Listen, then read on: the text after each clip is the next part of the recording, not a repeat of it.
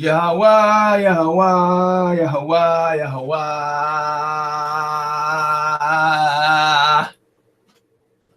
Tempo Main, Tempo Main, good Lord, Tempo Main, Tempo Main. Shabbat Shalom, it's Trey Tail, giving the heat, giving heathens that hell. Shall I attack? They said, Roger, that.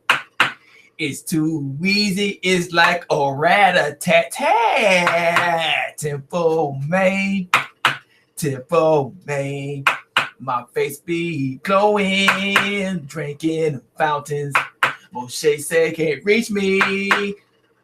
I'm spitting down satellites from mountains. Tempo Main, it's a rider. TK Mafia. Shalom, Shalom, Shalom, Shalom. For mine and yours. Trey Tail once again about to break you down with a new lesson, new video. Real quick, we'll get into how to avoid being haughty. Because we in the line of the kingship, and Yahweh wants you to be humble in the line, right? That's righteous. He don't want haughtiness, arrogance. It's despicable. It's disgusting. It's abomination to Yahweh, right? And it will be a price to be paid if you searches your heart and finds you are haughty. But let's get into this. Let's go to 2 Chronicles 32. 2 Chronicles 32. Get that picture up. Verse 25. It's about King Hezekiah. Hezekiah made no return for what he had been bestowed upon him, for he grew arrogant. So wrath was decreed for him and for Judah and Jerusalem. So the king was arrogant, so Yahweh had made punish the whole land, right, of Jerusalem, right? Right, which is the mind, of course, right? That's a little deep, a little third degree, but let's keep it like that. Yeah, so Hezekiah was arrogant. Let's go to 2 Chronicles 26, verse 16 to 21. Right? 2 Chronicles 26, verse 16 to 21.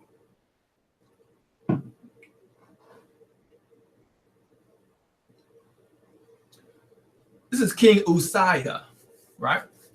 But when he had become powerful, he also became proud, which led to his downfall. He sinned against Yahweh by entering the sanctuary of Yahweh's temple, personally burning incense on the incense altar. Azariah, the high priest, went after him with 80 other priests of Yahweh, all brave men. They confronted King Uzziah and said, it is not for you, Uzziah, to burn incense to Yahweh. That is the work of the priest alone. The descendants of Aaron who are set apart for his work. Get out of the sanctuary, for you have sinned. Yahweh will not honor you for this. Uzziah, who was holding an incense burner, became furious, but as he was standing up there raging at the priest before the incense altar in Yahweh's temple, leprosy suddenly broke out on his forehead. When Azariah, the high priest, and all the other priests saw the leprosy, that rushed him out, and the king himself was eager to get out because Yahweh had struck him. So King Uzziah had leprosy until the day he died. He lived in isolation in a separate house, for he was excluded from the temple of Yahweh. His son Jotham was put in charge of the royal palace, and he governed the people of the land, right? So that was the price for Uzziah, right? That arrogance, right? No meekness found in him, so Yahweh struck him with leprosy. He wasn't allowed to sacrifice in the temple, right? Let's go to Daniel 4, verse 28 to 33. Yeah. Right? A manna for you and me. 28 to 33. Daniel 4, verse 28 to 33. Says, but these things had happened to King Nebuchadnezzar. See, this is King Nebuchadnezzar. Another example. 12 months later, he was walking on the flat roof of the royal palace in Babylon. As he looked out across the city, he said, look at this great city of Babylon. By my own mighty power. I have built this beautiful city as my royal residence to display my majestic splendor. While these words were still in his mouth, a voice called down from heaven, O King Nebuchadnezzar, this message is for you. You are no longer ruler of this kingdom. You will be driven from the human society. You will live in the fields with the wild animals, and you will eat grass like a cow. 7 periods of time will pass while you live this way until you learn that the Most High rules over the kingdoms of the world and gives them to anyone he chooses. In the same hour, the judgment was fulfilled, and Nebuchadnezzar was driven from human society. He ate grass like a cow, and he was drenched with the dew of heaven. He lived this way until his hair was as long as eagle's feathers and his nails was like bird's claws, right? So you get an example of a king who was haughty, arrogant, so he built his kingdom by his own hands, right? But Yahweh said, all right, I'm going to show you. The kingdom was given to whoever Yahweh deems, right?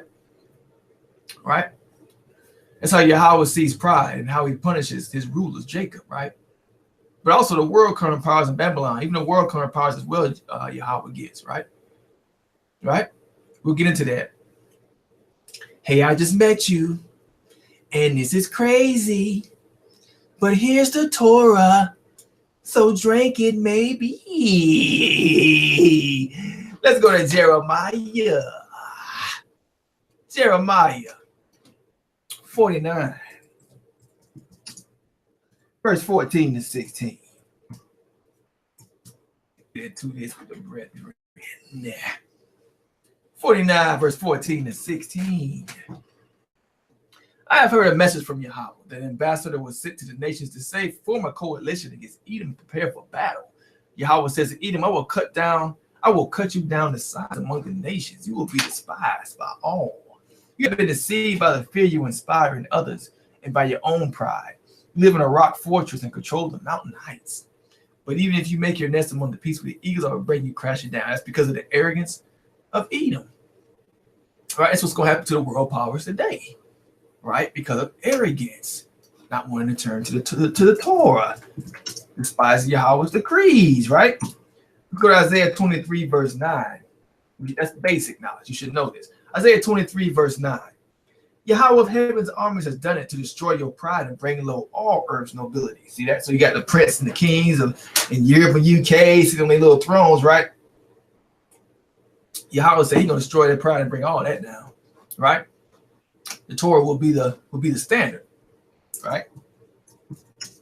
Study it up. It's in the Torah, all through the Torah, future prophecies.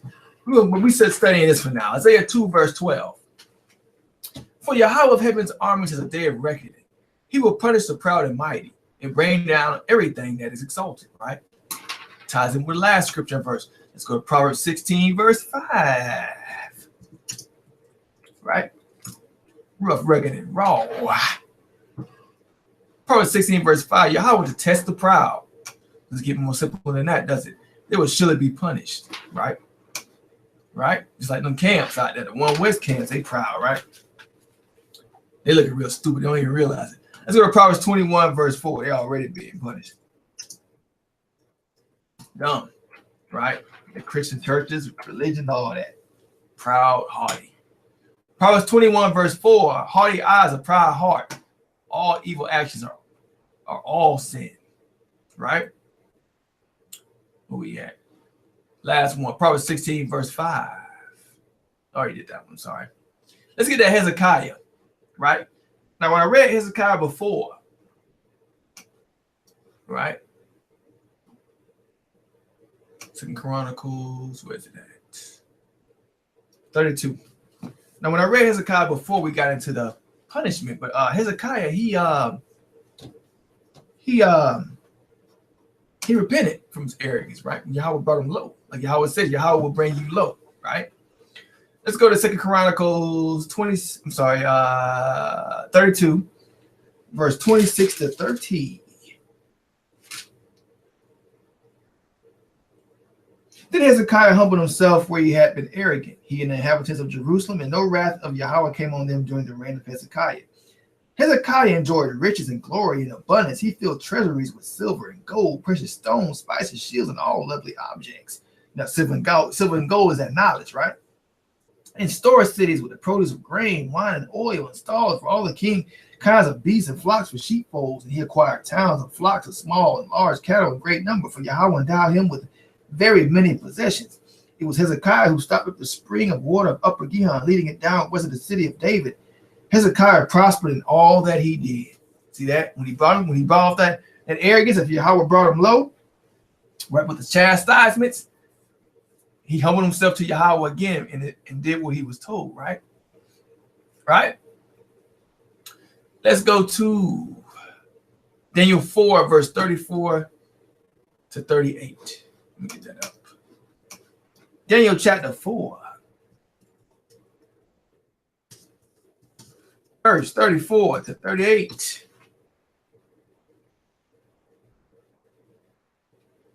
After this time had passed, I, Nebuchadnezzar, looked up to heaven. My sanity returned. I praised and worshiped Yahweh and honored the one who lives forever. So this is after Nebuchadnezzar, right? When he was brought low, living with the beast, as I read to you earlier. Right? He humbled himself. And he prayed to Yahweh. His rule is everlasting, and his kingdom is eternal. All the people of the earth are nothing compared to him. He does as he pleases among the angels of heaven, among the people of the earth. No one can stop him or say to him, what do you mean by doing these things? When my sanity returned to me, so then my honor and glory and kingdom, my advisors and nobles sought me out, and I was restored as head of the kingdom with even greater honor than before. Now I, Nebuchadnezzar, praise and glorify and honor the King of heaven. All his acts are just and true, and he's able to humble the proud. See that? Let's go to 1 Kings 5. We're trying to stay alive. Verse 4 to 5, right? Let's get it. But now Yahweh my God has given me peace on every side. It's King Solomon. The Solomon was humble, right? A king. Give me peace on every side. I have no enemies and all is well. So I'm planning to build a temple to honor Yahweh. Just as he instructed my father David, for Yahweh told him, your son who I have placed on your throne will build your temple to honor my name. Temple. The temple. Right? Right? Solomon had peace on all sides. He followed Yahweh's word. He humbled down, right? Right? That's right. Yeah, I'm in the Torah and treasure. Better bring a raincoat and a giant umbrella. I pray for rain. Yeah, I make it rain on you, though. I pray for rain. Yeah, I make it rain on you, though. Let's go to Jeremiah. Jeremiah 17, verse 10. Right. But I, Yahweh, search all hearts and examine secret motives. I give all people their due rewards according to what their actions deserve. Right? And your actions will show it, your fruits from how you're arrogant or you're humble. Your actions going to show that, how you speak to people, how you do things. But Yahweh just can search your heart through the secret parts of your soul. Right? Right? He knows who you are from birth. You can't hide nothing from him. Yahweh fills up all the earth, right? Heavens, they cannot hold him, right? Right? So he searched your heart's motives. Let's go to Ecclesiastes 2, verse 24. I'm about to give your ass some more. 2, verse 24.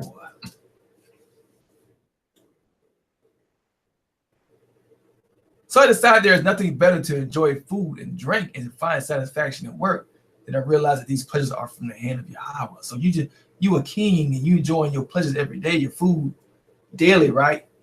And joys and blessings, that's from Yahweh. It ain't because of how much you got. It's about Yahweh blessing you with the joy of having it, right? Of living, right? Let's go to Deuteronomy 34, verse 10. Let's get on Moshe. Deuteronomy 34, verse 10. Deuteronomy 34, verse 10.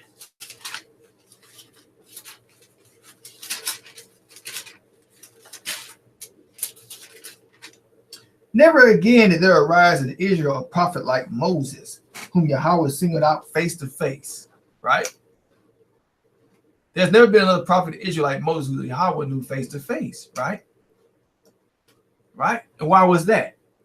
Let's go to Numbers 12, verse 3 for the precept. Right? Why was that?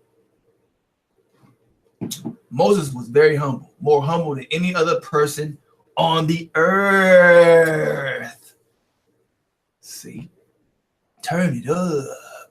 Get your temper man up.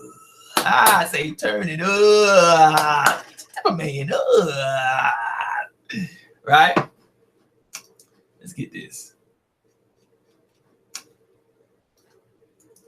That should open up your chromosome dome. Let's get this. Soak it up. Pure uncut.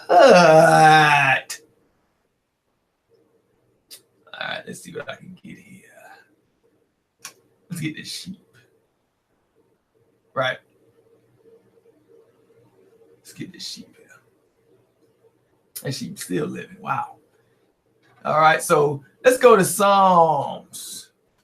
Psalms 23, verse 2. Psalms 23, verse 2. He makes me lie down in green pastures.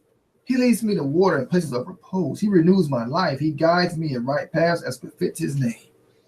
So it says Yahweh, all right, he lies you down in green pastures, right? Right? When you did elect, when you purge, right?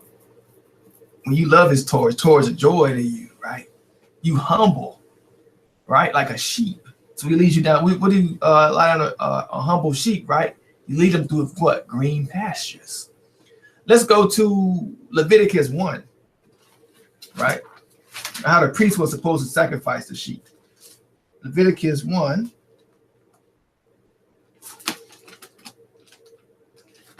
Verse 12 to 13.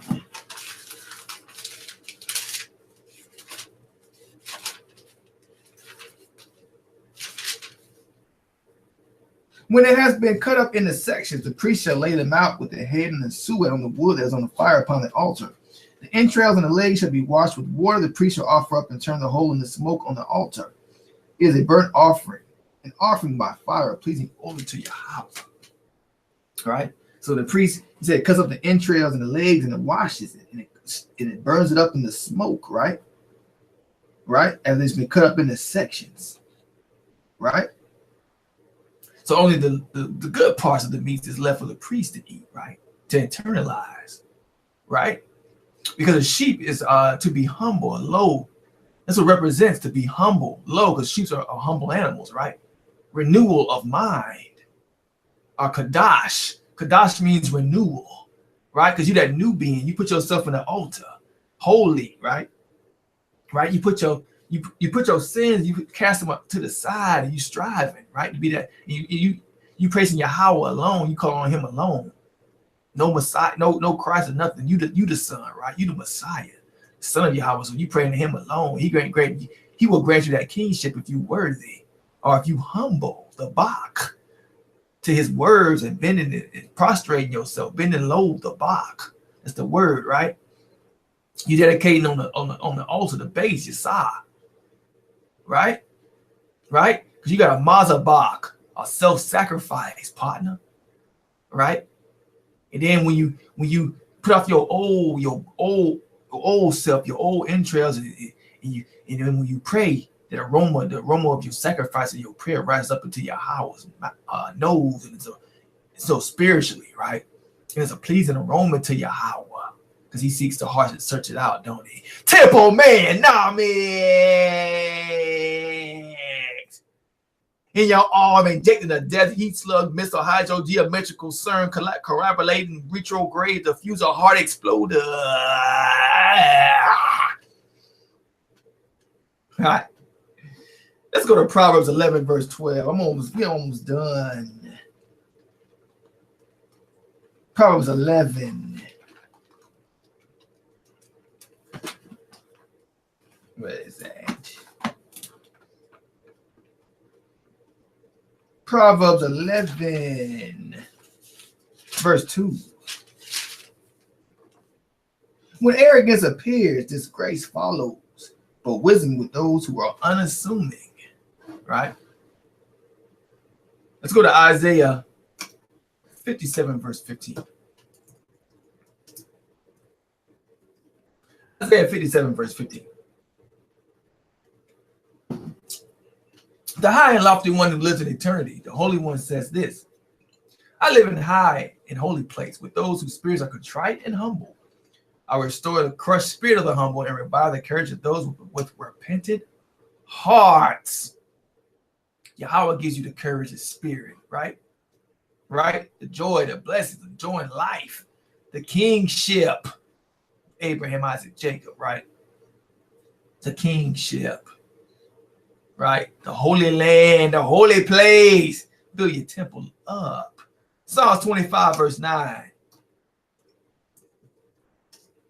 Psalms 25, verse 9. Praise to Yahweh. Yahweh only. Psalms 25, verse 9. He leads the humble in doing right, teaching them his way. Yahweh teaches the humble. He leads the humble in doing right, teaching them his way. Nobody else gets the lessons. Nobody else gets the knowledge. No one else gets the gold and silver. No one else gets the kingship. Oops, I did it again. Real quick and simple to the point. With a kind of a ship joint. Shout out to Born Again to y'all. We're going to keep bringing that heat rock music. I know you've been seeing it. Don't abuse it. Right? And also, if you people got some, also your brother now, Kim out there that watch my videos. If you got some ideas, some feedback, I'm trying to think of a record label, a name, you can give me some ideas or some good ideas about naming a record, just a record label, just for fun. I'm not trying to sign up.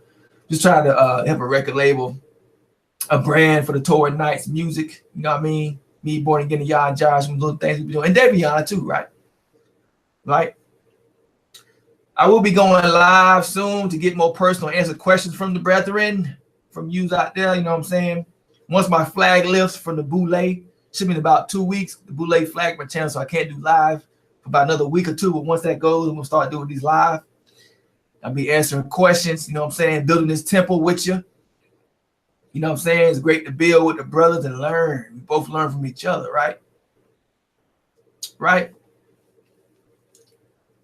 And with that, be on the lookout for more music and videos. Torah Nights. Shalom. Matter of fact, let me put some music up for right out too.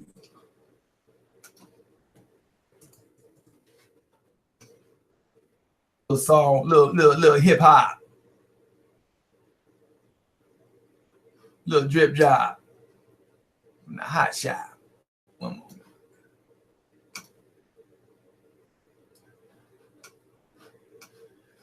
Let's see.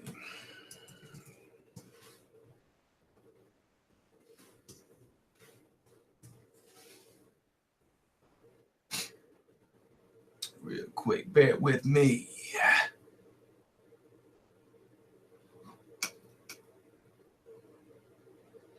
Oh, there it is right there.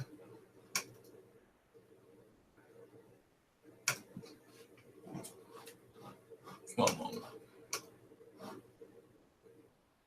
It's going slow.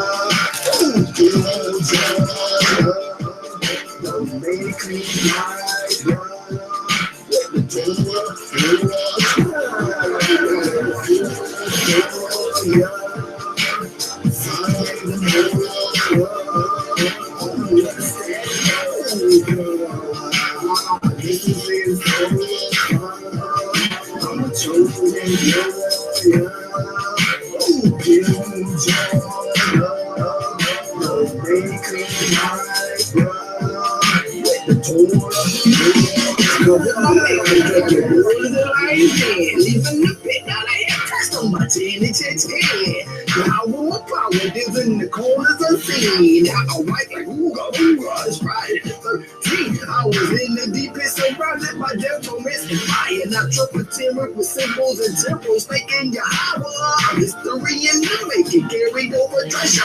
He touched me on my shoulders, and returned to me a God. Be the God when he wrong. Now I'm dealing the green tea, see a default. I'm a branch of that tree, but don't worry me. Set from the four corners like a white market shopping spree. Coming out the furnace, freshly melted, cursed with the fire. I hit the heat, rising flames like my kinfolk Elijah. Woe is me, even humble, please. It's hard when you spray murder in these melodies. Cardigan, what's on the stage? Yeah, with my portion. Why? Christ's fade. Can you relate? I make the even scatter. A great degrees. Blah, blah, blah, blah, blah. Take a ladder.